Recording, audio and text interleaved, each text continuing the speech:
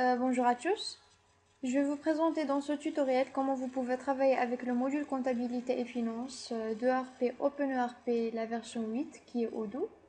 Odoo est un ERP, un logiciel de gestion intégré qui permet de gérer l'ensemble des processus de l'entreprise en intégrant l'ensemble de ses fonctions.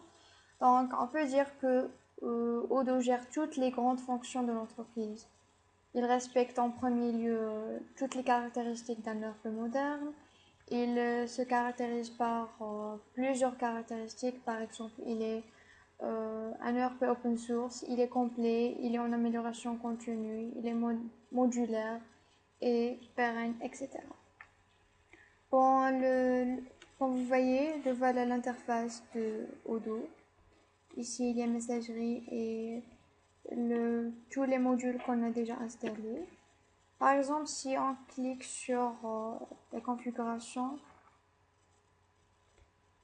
ici on peut voir tous les modules que Odoo peut gérer. Par exemple, le module CRM, il y a le module gestion de projet, gestion comptabilité et finance qu'on va voir par la suite, gestion d'entrepôt, gestion des achats, etc.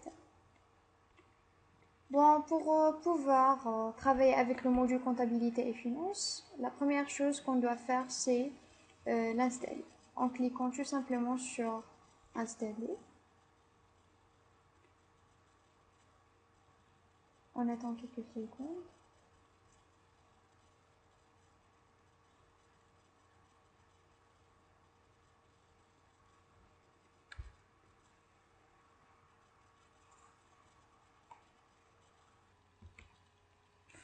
Donc le voilà, le module comptabilité c'est installé. On peut voir ici la barre comptabilité c'est ajouté en haut. On clique sur comptabilité et voilà. Donc on peut dire que ce module comptabilité et finance nous permet d'enregistrer nos opérations comptables facilement, gérer l'ensemble de nos activités financières dans une plateforme unique, gérer les paiements soit par chèque ou par banque, etc. Donc ici il y a la partie client, la partie fournisseur, banque et liquidité, pièces comptables, plan comptable, tâches périodiques et rapport. Et à la fin, la configuration. Donc, on s'intéresse dans ce tutoriel de la partie client et fournisseur, dont on va créer les factures, les factures clients, les avoirs clients, les reçus des ventes, les paiements de clients, et la même chose pour les fournisseurs. Donc, la première chose qu'on va faire, c'est créer une facture client. Donc, pour ce fait, on va partir dans la partie facture client. On clique.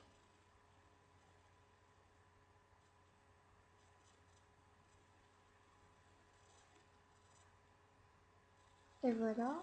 Et après, on clique sur le bouton créer. Donc, comme vous voyez, il nous a affiché une formulaire à remplir. On doit remplir les champs nécessaires. Par exemple, le nom du client. On va le nommer, par exemple, client 1. S'il existe déjà dans la base, c'est bon. Sinon, on fait la création de notre client. Donc, c'est bon, il a été créé. Après, position fiscale, la date de facture. Par exemple, on va choisir la date d'aujourd'hui. Le journal, soit un journal de vente, soit un journal d'achat. Compte, c'est-à-dire plan comptable, par exemple le plan comptable marocain. Et ici, on fait l'ajout des éléments. Par exemple, on va ajouter un article. On prend comme exemple le produit 1. La description, c'est la même chose pour le produit. S'il n'existe pas dans la base, on fait la création de notre produit. Sinon, on continue. Ici, la quantité, par exemple 200. Le prix unitaire et la taxe. Par exemple, ici, 15%. Et voilà, le montant se calcule automatiquement selon la quantité, le prix unitaire et la taxe. On clique sur mettre à jour pour calculer le total. On peut ajouter d'autres éléments. Par exemple, on va ajouter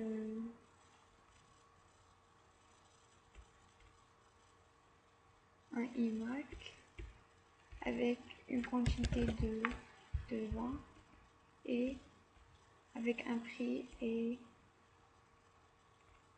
une taxe avec 15%.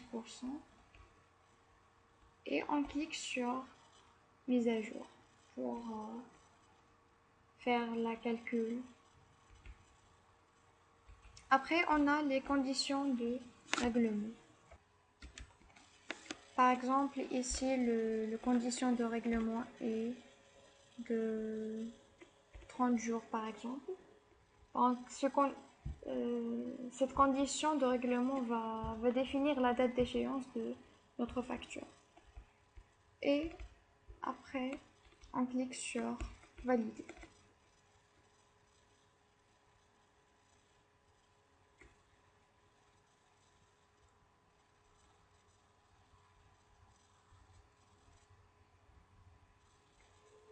Et voilà, notre facture s'est ajoutée ou s'est créée avec le nom de client, le numéro de la facture, les articles qu'on a créés, le total, toutes les informations qu'on a saisies. Donc, on peut soit l'envoyer par courrier, soit l'imprimer, soit la payer ou bien faire un avoir. Comme vous remarquez, après la création, on a passé à la deuxième étape, c'est ouverte. Donc, soit on continue, on paye notre facture, soit on fait sauvegarder et on sort de la partie de la création de facture. Donc, par exemple, on veut payer cette facture, on clique sur enregistrer le règlement, payer la facture de client numéro 1 avec le montant qu'il doit payer et la méthode de paiement, donc soit par banque, soit par chèque. Par exemple, on va choisir par banque et on clique sur enregistrer le règlement.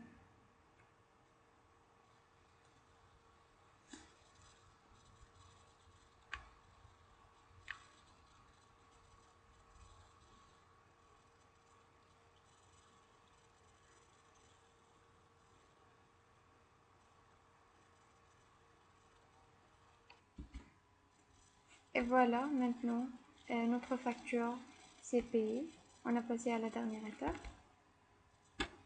Pour vérifier, on peut voir la liste de nos factures. Le voilà client 1 avec la date de facture, le numéro, le responsable, la date d'échéance. Et le voilà l'état, c'est payé. Bon, on passe maintenant à créer un avoir client en cliquant sur avoir client. Donc, la question qui se pose ici, c'est quand on peut créer une facture avoir client. Donc, dans le cas où le client retournait au fournisseur une partie ou un ensemble de marchandises non conformes avec la commande, le fournisseur doit adresser à son client une nouvelle facture qui s'appelle facture client ou note de crédit. Donc, pour créer cette facture, on fait la même chose de la création de facture client. On clique tout simplement sur créer et nommer notre client, par exemple client 1. La date de facturation, on choisit la date d'aujourd'hui, le journal, le compte et les articles qu'on veut retourner. Par exemple, produit 1 avec une quantité de 20 et avec un prix unitaire de 200 et taxe de 15%. et on clique sur mise à jour et on valide. Et voilà, notre facture avoir client s'est créée. On a passé à la deuxième étape ouverte. On peut même la même chose envoyer par courrier ou soit l'imprimer, soit la payer. Si on veut la payer, on clique sur règlement ou enregistrer un règlement et on choisit la méthode de paiement, par exemple par banque, et on clique sur enregistrer le règlement.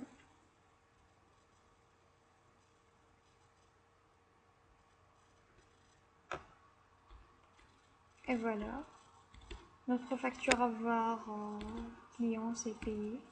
Comme vous voyez, si on va lister les factures des avoirs clients, voilà, c'est créé par client 1 avec la date de facture et les dates. Pour la troisième étape, c'est reçu de vente. Donc, on peut dire que cette partie facilite au gérant les tâches liées au reçu de vente et l'automatiser avant ou quand le reçu de vente sera confirmé. On peut enregistrer les paiements fournisseurs en rapport avec ce reçu de vente. Donc, pour créer un reçu de vente, on fait la même chose.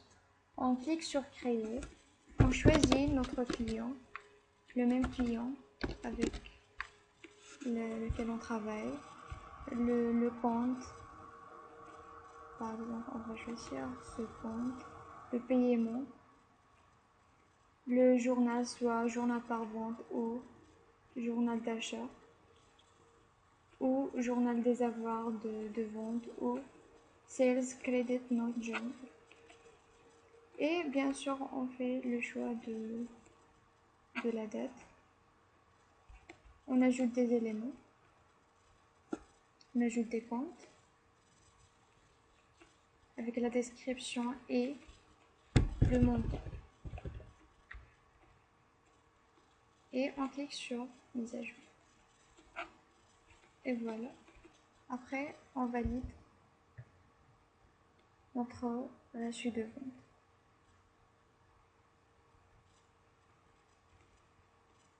Voilà la fiche de notre reçu.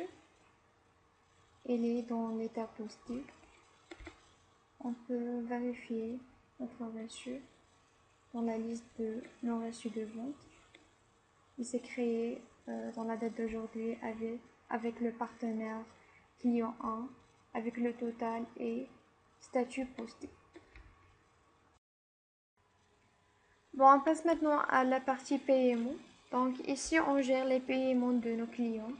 Donc, comme vous voyez, ici, il y a la liste contenant toutes les informations sur les paiements effectués avec la date et le nombre, le journal, le montant et le statut. Par exemple, si on veut créer un paiement, il suffit de saisir le nom de notre client, par exemple client 1. Et comme vous voyez, l'article de client numéro 1 s'est ajouté automatiquement. On coche la case lettrage complet pour afficher le montant et on clique sur valider. Et voilà, notre fiche de paiement. On peut la trouver ici dans la liste des paiements, le 26, le partenaire client 1 et le statut. On passe maintenant à la création d'un nouveau client. Ici, quand vous voyez la liste de tous les clients qu'on a, si on veut ajouter un autre, on clique sur créer et on saisit les informations de notre client. Par exemple, on va le nommer client 2, le nom de la société, l'adresse, le site web et toutes les informations personnelles. Et on clique sur sauvegarde. Et voilà la fiche de notre client avec les informations qu'on peut saisir. Et voilà, client 2, c'est ajouté avec la liste de nos clients.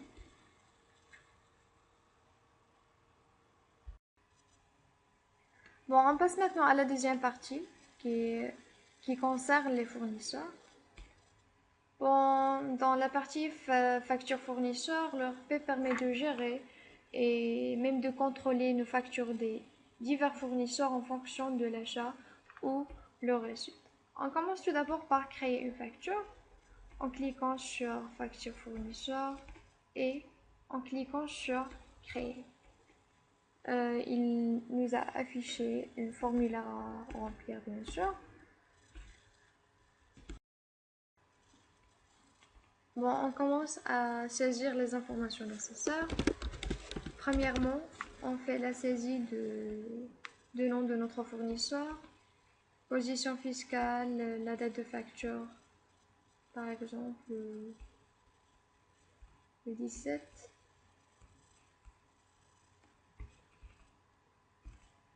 le compte, le journal. Et on peut même ajouter des articles. Par exemple, on ajoute un iPad mini avec une quantité de 200 et une taxe de 15%. On clique sur mise à jour et après on valide.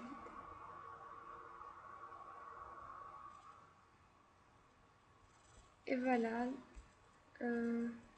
notre facture fournisseur s'est affichée et s'est ajoutée. Donc maintenant on va saisir le référence libre pour passer au paiement. Par exemple, on va taper un référence et après on clique sur payer. Le nom de fournisseur, le montant et la méthode de paiement, par exemple par banque. Et on clique sur enregistrer le règlement.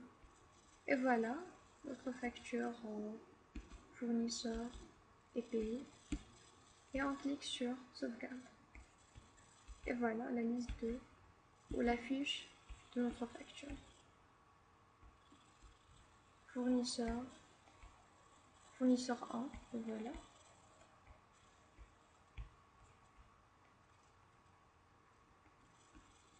Avec la date et le montant et l'état payé. Pour les avoirs fournisseurs, c'est la même chose que les avoirs clients. C'est le cas de retourner au fournisseur une partie ou un ensemble de marchandises non conformes avec la commande. Donc, on fait la création d'un avoir fournisseur en cliquant sur avoir fournisseur. On saisit le nom de notre fournisseur, fournisseur 1, avec la date de facturation et on ajoute des articles, par exemple un iPod avec une quantité de 10 et un prix unitaire de 15 000 et une taxe de 15%. On clique sur mise à jour et voilà, et on valide notre facture avoir fournisseur. Pour la payer, on écrit ou on saisit un référence et on clique sur payer. On choisit la méthode de paiement et on clique sur enregistrer le règlement. Et voilà, notre facture est payée. Il suffit de la sauvegarder maintenant. On peut la trouver dans la liste des avoirs fournisseurs. Fournisseur 1 avec la date de facture, l'état et le total. Bon, on passe maintenant à la partie reçu d'achat. Donc, cette partie qui facilite au gérant les tâches liées au reçu d'achat et l'automatiser. Bon, quand le reçu d'achat sera confirmé, on peut enregistrer les paiements fournisseurs en rapport avec ce reçu d'achat. Donc, on commence par créer ce reçu. le nom de fournisseur, le compte, la date de facturation et la date d'échéance. Par exemple, le 30. On peut même ajouter un compte avec la description et le montant et mettre à jour. Après, on valide notre reçu.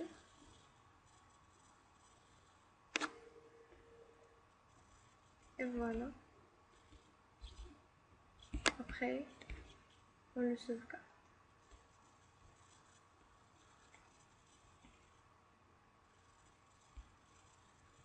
Et voilà le reçu qu'on vient de créer, avec la date et le total et le statut. Pour le paiement de fournisseur, c'est la même chose que le paiement client. Et voilà la liste des paiements des fournisseurs. Si on veut créer un nouveau paiement, on saisit le nom de notre fournisseur avec le total, la date, et les articles, c'est ajouté automatiquement de fournisseur 1.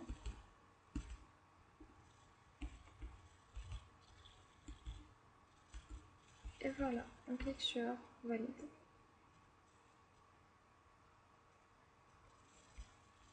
Et voilà la fiche de paiement de fournisseur numéro 1. Et on clique sur sauvegarder. On peut la modifier si on veut, bien sûr. Et le voilà, le paiement de fournisseur numéro 1 avec le montant et le statut posté. Et à la fin, fournisseur. Voilà la liste de nos fournisseurs. Si par exemple on veut créer un nouveau, il suffit de saisir le nom, par exemple fournisseur numéro 2, et saisir les autres informations et cliquer sur sauvegarde.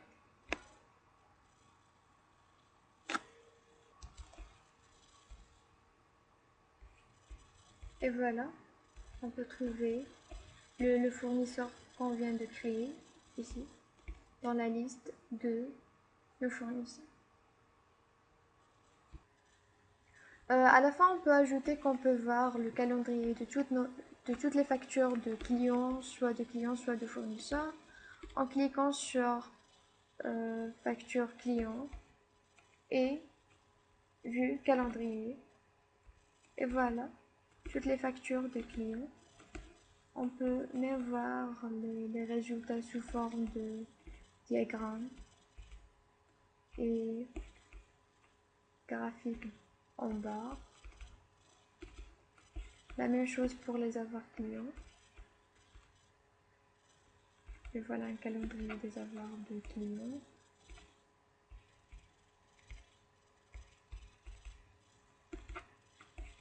Un diagramme et un graphique en bas. La même chose pour les reçus, les fournisseurs et ainsi de suite.